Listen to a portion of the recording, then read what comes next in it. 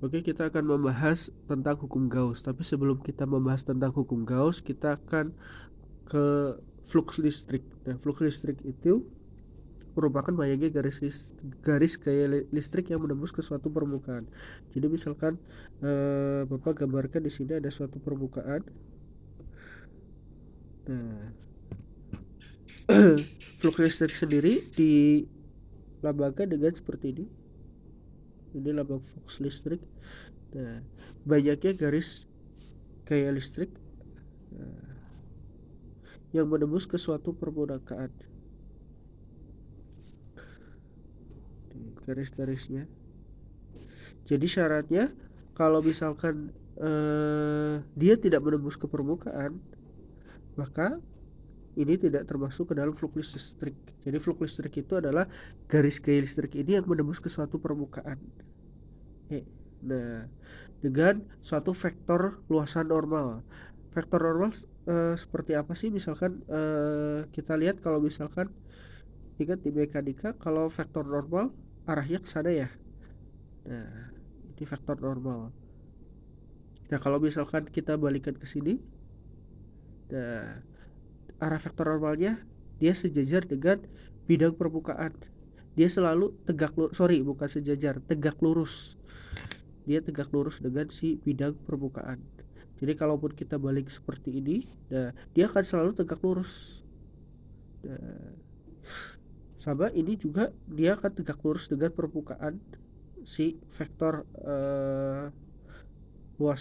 faktor luasan ini, yang dimana dia sejajar dengan sama dengan vektor normal, garis normal seperti ini ya.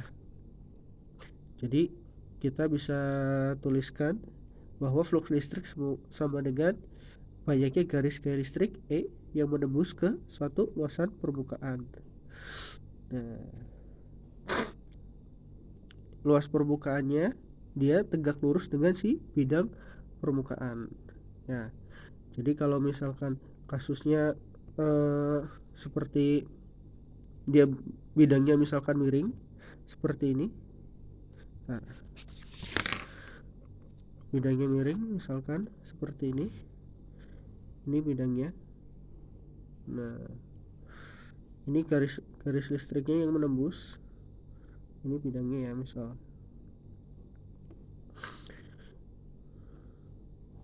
ini misalkan E yang menembus. Nah, si permukaannya ini dia tegak lurus.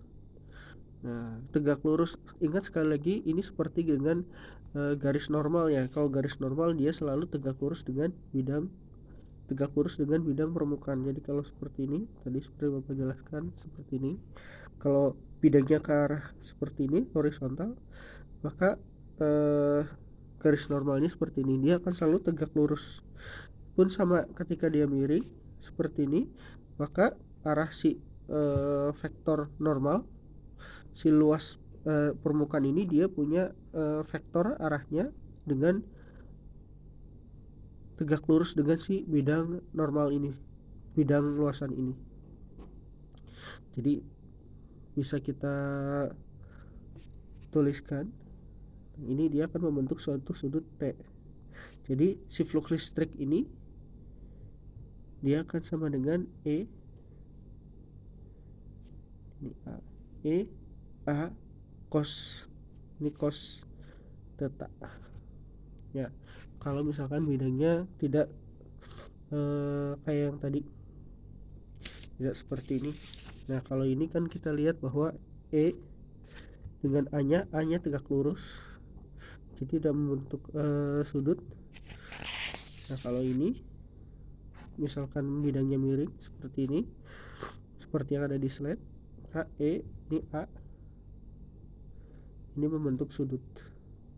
Jadi E A cos theta. Nah, itu adalah flux listrik yang diperlukan di dalam hukum Gauss. Nah, bagaimana caranya kita ingin menentukan medan listrik untuk hukum Gauss? Nah, kita akan melihat di video selanjutnya.